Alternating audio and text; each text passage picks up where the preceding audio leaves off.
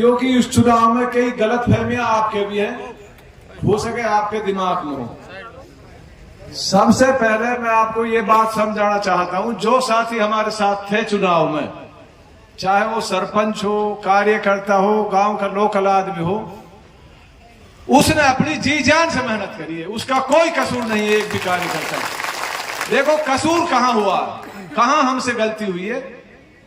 वो गलती आपसे भी नहीं हुई, मेरे से भी नहीं हुई। जो बीच का हमारा वोटर था, जिस तक हम नहीं पहुंच पाए, अभी तारीफ लंबरदार ने जैसे बताया, जो बीच का वोटर था जिसके हम नहीं पहुंच पाए, कुछ बुजुर्ग तो 6000 पे फिदा हो गए, कुछ साथी कांग्रेस पे फिदा हो गए, हत्ती पे।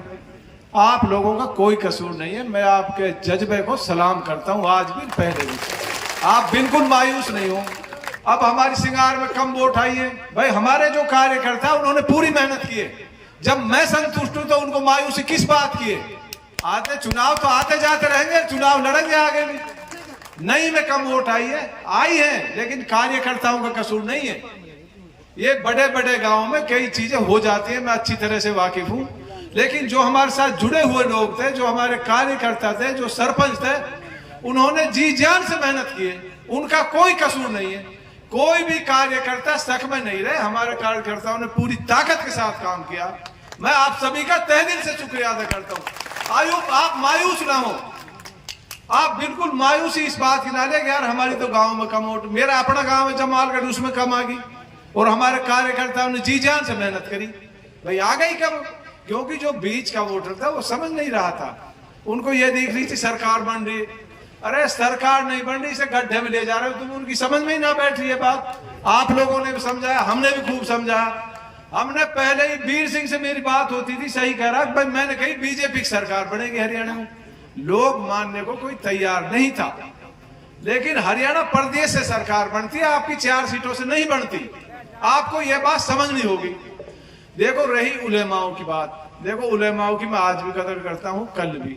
और जिन आदमियों ने बुराई करी वो उलेमा नहीं थे, उनको उलेमा मत मानो। उलेमा वो होते हैं जो कौम को सही रास्ते पर ले जाए।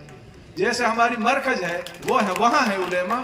और बहुत बड़े ये तो बीच के कुछ ऐसे लोग थे जो पार्टियों से जुड़े हुए थे, हो सकता है ऐसे आदमी। तो मेरी आप सबसे ये अपील है, उलेमाओं के बारे में हम कुछ नहीं कहेंगे, वो हमसे अच्छे हैं, हमसे बेहतर है, उनके बारे में अच्छा ही सोचना। और उनने अगर कुछ करा भी है तो हमारी भलाई के लिए ही करा है। मैं आज भी उनका तहे दिल से इकराम करता हूं और इंशाअल्लाह करते रहेंगे। ये बहुत अच्छी बात है, उलेमाओं का इकराम करें भाई। देखो उन पे कटाक्ष ना करें, मेहरबानी करके। ये कोई राजनीतिक मंच है, ये इस्लामिक मंच नहीं है। जो अल्लाह ताला और दीन की बात वो हमसे बेहतर जानते हैं। तो आपसे मेरी अपील है भाई, उनके बारे में कोई भी साथी कुछ ना कहे। ऐसा नहीं है, मेरे से बहुत उलेमाओं को लगा हुआ है, आपको नहीं पता। लेकिन जो होता है वो किसी से भाई मिटता नहीं है।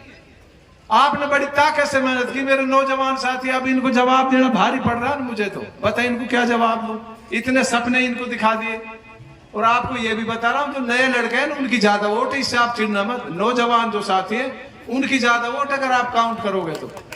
इन्होंने बहुत मेहनत की नए लड़कों ने।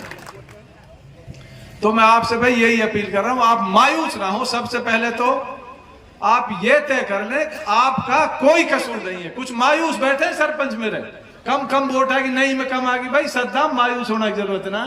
कायम वगैरह सारे बैठे, जाकिर है, कोई बात नहीं। आपने जी जान से मेरी मदद की, आपका एहसान मेरे सिर पे है।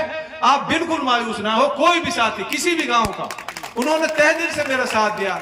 कई गांव में जहां 1000 सोच रहे वहां 4 सही है, क्योंकि कार्यकर्ताओं का कसूर नहीं है।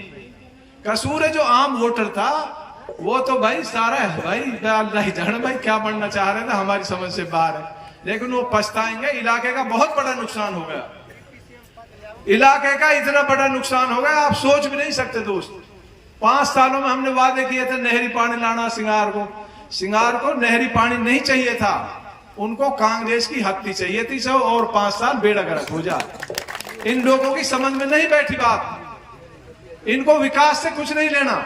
ये तो 4 सीटन पे ही सरकार बना है। सरकार से अपील करा 5-1 सीटन की अगर अलग स्टेट बना दिए, जब तो इनकी पार पड़ सके। नहीं हरियाणा में तो आवे ना, हरियाणा में तो 20 साल ना, देश में 25 साल ना। आज फिर बता रहा हूं तुमको, तुम भी नाराज मत हुई मोदी नाहट से भाई। काई के बहम हुआ अपना निकाल लियो, वो हर तरीका से मजबूत है, अपने ज्यादा बहम में मत रहो ना। तम सरकार हटे तम तो एमएलए जरूर बना सके, वहां में इलाकों पछड़गा, आप लोगों का नुकसान हो गया। लेकिन अब बात होगी आगे, जिस तरीके से कई गांवों में इनने फितना फिसाद कराया, जैसे बिछोर गांव में बेवजह कि इनको तो 5 तारीख को ये दिख रही सरकार बन रही, अधिकारी ने भी यही दिख रही इनके बहम घुस को, लेकिन इन अधिकारी का बहम भी अब हम निकाल देंगे। जो 5 तारीख को बहम ले रहा है आप जल्दी निकाल देंगे।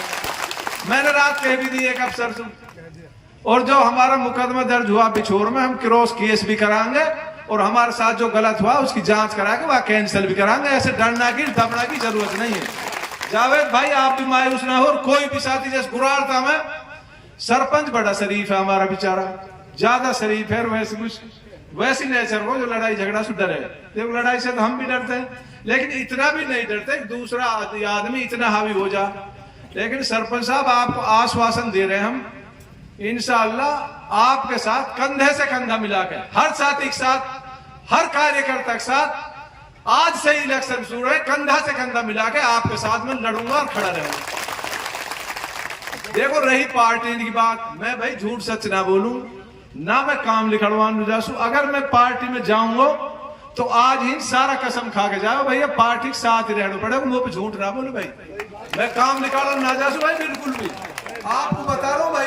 मैं जाऊंगा तो ईमानदारी से जाऊंगा, और जहां जाऊंगा ईमानदारी से रहूंगा। मैं झूठ सच ना बोलूं ना मैंने बोलो। इज्जत जिल्लत अल्लाह का हाथ में। आपने मेहनत करी मेरी बहुत अच्छी, आपने लड़ाई लड़ी भाई, बैठ जाओ आगे से, अरे जल्दबाजी मत करो, बहुत बैठ जाओ।